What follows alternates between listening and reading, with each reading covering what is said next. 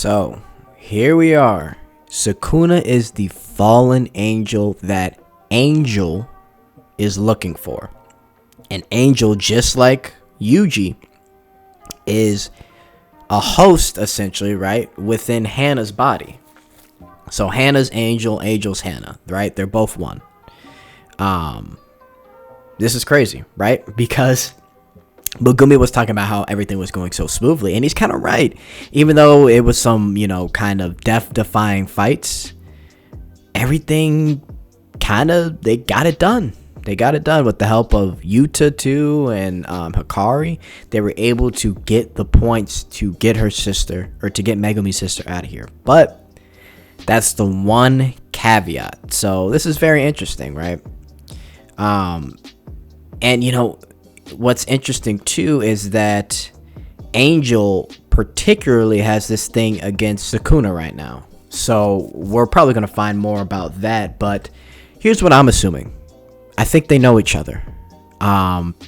Maybe they could be related. I don't know. That's just my prediction, but they definitely know each other. And for him to refer to Sukuna as the Fallen, as in used, if you're into, if you've read Bible, Christianity, all that stuff, he used to be an angel, but he is the fallen angel, essentially saying he's the devil, right? And what's also interesting to mention is Angel says a name, or he says it's something that should not be happening. Or hang on, let me go back. Most of them will suppress and destroy their vessels' consciousness, when incarnating, either intentionally or subconsciously. It's something that should not be happening. It goes against the laws of God. God, a name given to my creed for simplicity's sake. You could ignore it if you like. So Angel is basically saying all these reincarnations due to what Noritoshi was doing way back in the Heian era. It goes against God's wishes, right? All these reincarnated players running around, it's a no-go. And maybe we'll get more into that, which we probably will. But, this is playing into the whole thing of, we've got a little bit of Buddhism going on. We got gods, devils, angels. Maki's like the demon human, the demon god. And then Sukuna is basically like the demon curse, right? Gojo's the honored one. Yuta is, blessed, basically. Like, there's a lot of things at play here, and I'm very interested to hear and, just read more about it. But yeah, it's very interesting what's going to happen here, because they're not going to...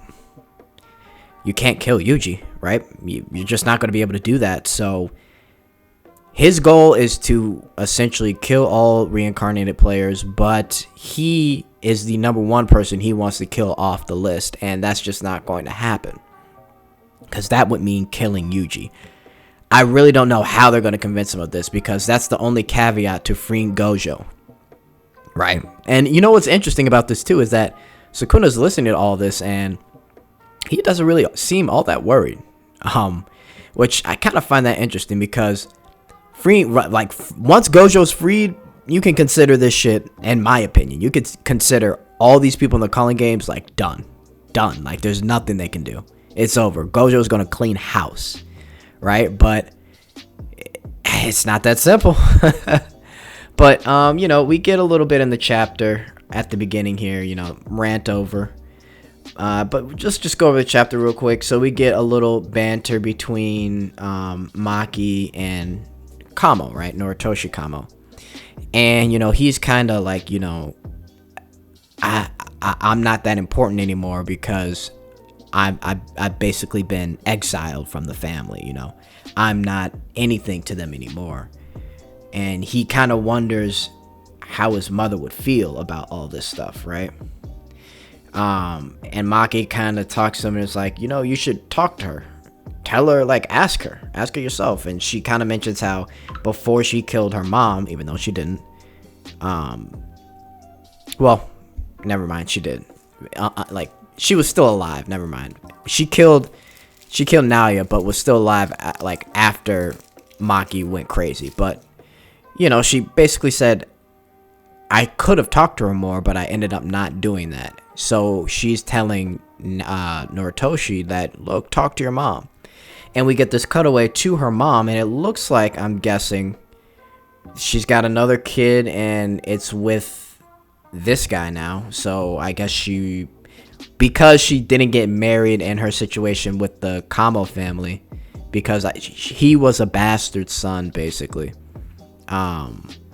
Looks like she remarried, I guess, and he's got a little brother or a little sister. I couldn't really tell. Looks like little brother. But yeah, and she's basically wondering, like what he's up to. I hope he's okay. I hope he's kind. Well, of course he is. He's my son. So he really should talk to his mom, because I think that'll kind of relinquish a lot of the stuff in his head that Maki was clouded about. Because remember, Maki was clouded about a lot of the shit that prevented her from, being able to fight at her top peak when she was going up against Naoya and all that stuff last chapter, right? But now her mind is completely free. She's Toji level. She's special grade level. And I think once Noritoshi's able to kind of clear things up with his mom and realize that none of that matters and that his mom, no matter what, cares for him, then I think he'll be in a lot better place. So we'll see where that goes, right? But we kind of hurry along. We see Hana looking in the window, and we see Megumi finally waking up. And this was the funniest part of the chapter. Itadori is literally like, it's the classic, like, looking out at the skyline, got the robe on, sipping some wine, chilling, right? And I just found that particular part just so funny, because you could tell he's playing the character. Like, he's never really lived this kind of life before, so he's relishing in the moment almost, right? But yeah, and then we see Takaba here, the comedian, and he went out to go get like snacks and food, and then they kind of have like a quick conversation about how like the electricity is still working and stuff, and they kind of explain how, even though things are affected by the barrier and cursed spirits are more likely to attack humans versus buildings, the electricity not being out isn't something that's surprising. Plus, the people outside, the government or whatever, is probably like, well, let's at least leave on the electricity for them. So, that's a nice little tidbit to kind of understand what's going on in terms of infrastructure, right? But yeah. And, they kind of have a little bit more banter. They go back and forth. Basically, Hana/Angel figures out that Takaba's kind of dumb. But that's what makes him funny, I guess. And then we get Yuji and Takaba kind of explaining how they all met up. And yeah, here we are in the present. And that's when they explain how they got all the points to basically get Megumi's sister freed and out of here. So, yeah. I think next chapter we're going to get a little bit of a lore dump, if I had to assume. So, I think this chapter is very good. It's very interesting. I love how the calling game is throwing in these little tidbits that are just keeping things on their toes, because I was expecting like another jump off fight, but no, we're right into it. And here's what I love about Gege, right? He cuts a lot of the fat. So we get Maki being done and like with Tokyo Colony, and then we literally get the Angel, everybody met up, and then within a panel or two, they do a little comedic scene and explain how they all met up. That could have, like, he could have easily, like, put all of that into one chapter, and then at the end of the chapter, it's Megumi waking up. You know what I mean? But that would have been a lot of fluff. He's chapter for chapter for chapter. So, yeah. Let me know what you guys think in the comments, man. Great chapter. We'll see what happens next.